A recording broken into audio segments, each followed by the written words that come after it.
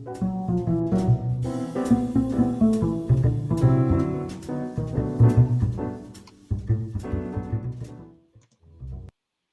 up, Audiophiles? I'm Gary at Audiophile Zone, and today I'm here with Leland, Leard of Lone Mountain Audio. What is up, Leland? Laird is the usual way I say Laird, it. okay, whatever. It's not too bad, I always say Leard because it rhymes with weird. Yeah, this is true. Yeah. So I recently spent 3 days in a hotel room with Leland, and I have to say I didn't enjoy it as much as I thought it was going to. Yeah, no, there wasn't one moment of enjoyment. It wasn't that fun. But where we were at the recent show in Costa Mesa. So this is the picture of the Hilton. It looks a lot nicer than, well, actually, it wasn't too bad of a hotel, right? Yeah.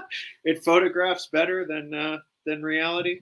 Well, and we were showing the fantastic ATC SCM 40 passive speakers. Now, here's a couple of reviews of our room, and they're rave reviews, I must say. I must pat myself on the back. I really set up that room really good. Gary, I have to give you a big pat and a hug for that as well. You did an amazing job. Right. I will say one thing about the acoustics review talked a lot about how the components we used were a lot more than the speaker itself. The electronic stuff we had set up was like 50,000 and the speaker's 6,000. And I did that for a reason, because I wanted to show that the SCM 40s will do a lot more than people think. The speaker is not the limiting factor in this case. And the room, I have to say, the room sounded fantastic. It did. It really did. And it does, like you say, it's a real tribute to the performance capabilities of the SCM 40. Right. It's kind of an unknown super value, but we're going to talk a little bit about the background of ATC, and I'm going to let you take over. So let's do the next slide. You want to go ahead and introduce this? Yeah, this is Billy Woodman. He's the founder of ATC. Billy was also, I think, some of the things he's primarily was a drive unit designer. I worked with Goodman's, and Billy was also a piano player. And one of the things that makes the mid-range so special in ATCs is that Billy designed the drive units and compared them to the sound of his piano. And when they sounded like his piano, he said, "That's it, my job's done." And that job he did back in the 70s, and things have improved as far as material science goes, but the basic design is still exactly the same today. Yeah, what's crazy is that a lot of these speaker guys nowadays, they grab a bunch of speakers from whatever source and they throw them in a box and they say, "I'm a speaker designer." But Billy was actually designed the drivers. That's the big difference with ATC. All their drivers are in-house built. That's right. Designed these days. In-house. Yep, it's a laborious process that takes place in the factory with a couple of different people along the way, and it's a very unique. It's one of the main things that makes ATC so unique and so special is that they have complete control over the manufacturing of the drive units. So getting back to the SCM 40, this is the top speaker in the entry series, so-called entry series line. You want to talk a little bit about it? Yeah, so this is the SCM 40. It's a three-way speaker. It has the mid-range drive unit, which we were talking about, a super linear bass drive unit, and ATC designed and built tweeter. All the drive units are designed and built by ATC in the speaker. Three-way, tri-wireable, tri-ampable, conservatively rated as far as the specifications go, but definitely in-room response, as we saw at the show. We were getting, like 30 hertz, I think. Yeah, it was pretty flat down to about 30. That was a good room, too. Yeah, which was really impressive. They conservatively spec it down to 48, I believe. Right. The difference with acoustic suspension rather than a ported, number one, you got a little bit more placement flexibility because you don't have to worry about the rear port.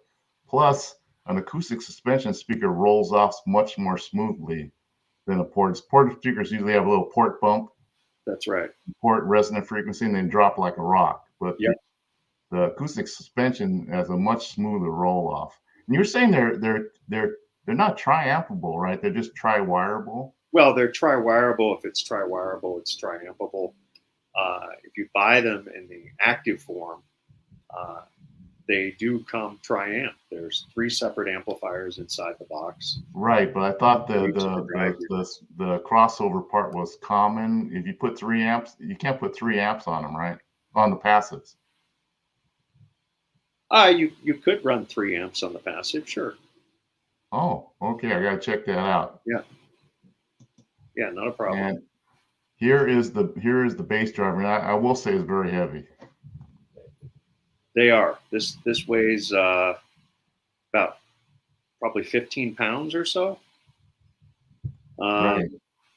It's they have a huge magnet assembly, and it is a damped drive unit for the cone, and they do that to absolutely control the motion of the woofer throughout its excursion. One of the things that ATC does that's different than other drive unit manufacturers is they do a short gap. I'm sorry, It's a long gap. a short coil and a long gap. Right, right. And what that does is it keeps the coil in the center of the magnetic gap Right. excursion, and reduces distortion and increases performance, which is what ATC is all about. Yeah, one thing, the 40s will play really loud, which is kind of testament to the ruggedness of the drivers. Yep, that's right. Okay, we got to talk about the glory of the speaker now, this fantastic SCM 75. You know, I will say that ATC, they have these terrible names for their drivers and their units. For example, the SCM 40 has to do with is the cabinet volume. So they That's don't right. have any fancy names, the Tiger or something like that. I guess Right. that's Right. They're because all they're engineers. size related. Right, right. So it's certainly not a marketing decision, but if you look at the design of these things, you'll see. Yeah. So this is the mid range, and you guys can read outstandingly linear hand doped acrylic diaphragm. One of the things that's very unique about the construction of this is the dual suspension. So if you have just a single dome, it can rock a little bit, and by Right. using 2 suspensions, and it stops that rocking motion, and again increases linearity, reduces distortion. That's ATC's hallmark, really. The other thing is, obviously, it's a dome. A lot of the other mid-ranges that you look at in the world are cones. And what's interesting about a cone is that a cone, as the frequencies increase, it tends to beam. So you don't get this beautiful lateral soundstage and great horizontal dispersion that you get out of a dome, which is primarily why they went with it. It's just a better way of designing the mid-range. I will say at the show, the remarkable part about the presentation was the speakers would disappear. You hear a sound stage and it was in back of the speakers themselves. Sounded like the speakers weren't even there. Yeah, it did. What you want, really. Yeah, you do. And the other thing is that, a couple of people can sit next to one another and listen and enjoy the sound. It's not like, you have to have one person in a fixed spot, and then you're only going to have good sound there. You actually get good sound throughout the entire room, and a few people can sit next to one another on a couch and enjoy the music and have a good time. The other thing is that they use this over an extended range. It's almost like a single driver speaker. It's running such a wide range of the frequencies. Yeah, So that's right. Yep, 380 hertz up to 3.5 kilohertz is where it's crossed over. And as we know, the majority of the music is in the mid range, and not having to have a crossover in that sensitive range makes a huge difference in right, I agree. You can clarity and hear it. transparency. So here's the new tweeter. Now, earlier ATCs would use didn't they use the scan speaker or something like that? Yeah, they used ScanSpeak, and some of them used Avifa. Okay. I've got a sample here of what those little tweeters look like. So these are the tweeters that most companies are using.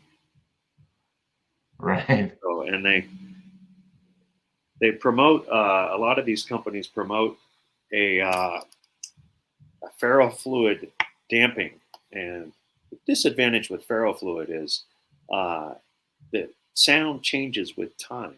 The ferrofluid viscosity changes; it tends to thicken over time as it ages, and the sound of your speakers then change with time. And you don't want that. What you want is a system that you can play, that's very consistent, that's performance is excellent, and you sit down and it sounds the same every time you listen to it. That's a good point. I gotta tell Brad, your boss, to give you a raise. I didn't think about that. Yeah, Do you have the other tweet, I the do. ATC I do. tweeter? Yeah, hold them up side by side so they Yeah. can see the magnet structure and See. you can see the domes are practically the same size, but look at the magnetic Yep. structure Yeah. Look at that.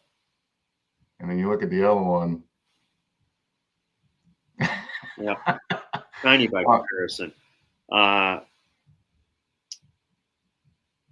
So yeah, you have fabric dome, alloy waveguide, custom designed. Again, built by ATC, all made in house. It took them a long time to make that thing, right? They did. It seemed like it was about 10 years in development. Wow, they're in no particular rush. Yeah. Well, doing it correctly takes time. It's easy just to throw something on the market, but Okay, so I thought I'd throw a picture of the SCM40A, and it's the same. I didn't show the front because it's exactly the same. You couldn't tell the difference, but when you turn it on the back, you can see it's triamplified. You want to talk a little about this version? sure. So that's correct. It's tri-amplified. It's got three separate amplifiers inside. There's a 150 watt per channel amp on the bass driver, 60 watt per channel amp on the mid range, and a 32 I say per channel 32 watt amplifier Mm-hmm. on the tweeter. Old habits die hard sometimes. Right. Anyway, so that is in 242 watts per each speaker, with three separate amps in each speaker. So if you go active, you're getting essentially a six pack of amplifiers, right? Right. The thing that makes active different is that it runs through an active crossover. The signal does before it goes to each of the drive units. You have a level control that's adjusted for each of the drive units so that you have exactly the same decibel output of each of the drive units, and also phase control. So this is all done at the factory, of course, when they're building the speakers. But essentially what happens is you end up with something that, as far as timing, all the drive units are firing at the same time, correctly, in phase, being played at the same volume. And it really makes a difference in the transparency and clarity and the overall speed of the music, really. Music is very fast, transients are fast, and the speaker can respond to all of those things immediately. So, Right. And I was surprised to see that the factory actually tunes each amplifier for the particular driver that's put in. And that's the stunning level of quality control to make sure the product is consistent.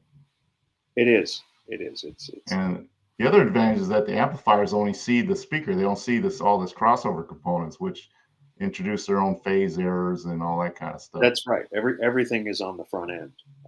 So you're eliminating a lot of copper and other components that a signal goes through in a passive crossover. And of course, you have no control over it in a passive crossover. So you have complete control right to the end until the signal goes through the amplifier and goes directly to the drive unit. So yeah, I've actually heard compared the active and the passive version. You can the passive version, if you have really great amplifiers, you can get close, but there's a certain amount of transparency of the actives that just seems to be a huge advantage to me. yep, yeah, I agree. And you just have less things in the signal path. Everything's perfectly in time, and you're getting less signal loss. So you're actually just getting more music. That's what it comes down Yeah, to. it makes sense. Very simple. So, any further thoughts on the speakers before we wrap up? I mean, what can I tell you? Yeah, Let's to figure it out. they're an amazing value. I mean, either passive or active, you get a product that's truly hand built, hand assembled, listened to throughout the entire process, and it's just an incredible value on the market for loudspeakers that are out there. I don't know anybody that's taken the same care in assembly and build like ATC out there. They're used in studios all over the world. A lot of musicians use them as their personal monitors to listen to at home, and also when they're mixing, mastering, and recording. I won't bore you with the whole client list, but you can look it up online at the ATC website client list. Right, it's pretty well hidden for whatever reason. They don't publicize all the professionals and musicians that use I understand that they did try to approach some musician. They wanted like $1 million Yeah. So obviously they weren't going to do that. But there's an Right. amazing amount of studios that use them. And if you're recording and monitoring on an ATC, it only makes sense to play it back on an ATC because it's going to sound like the artist. That's what they wanted to put down. Right. You get to hear what the artist intended, and hear what the way they wanted the music to be played back. So right. Why not? All right, so we're going to wrap it up now. That's just a little brief on ATC. You can contact me at Audiophile Zone, and I can run you through right now. Of course, they're pretty much out of stock. No, this isn't true, Gary. We have stuff that is. I saw white. So I saw white on the last list you sent out. We're happy to take orders. We have. We do. But things are coming in. Things are improving. They had a little issue of getting stuff out, but now they're starting to come into stock, and you better order yours now. And I'm still doing a show special for another couple of days. Oh, so great. I will continue doing that, and you can't get a better speaker for this kind of money. It's crazy. No, it just doesn't exist out there in the marketplace. All right, Leland, I'm going to sign off. We'll talk to you soon. Next time we got to talk about more beer instead of the speakers, but we'll do that next time. Might be more interested in that, All right, I'll talk to you soon. Sounds great. Good talking to you, bye.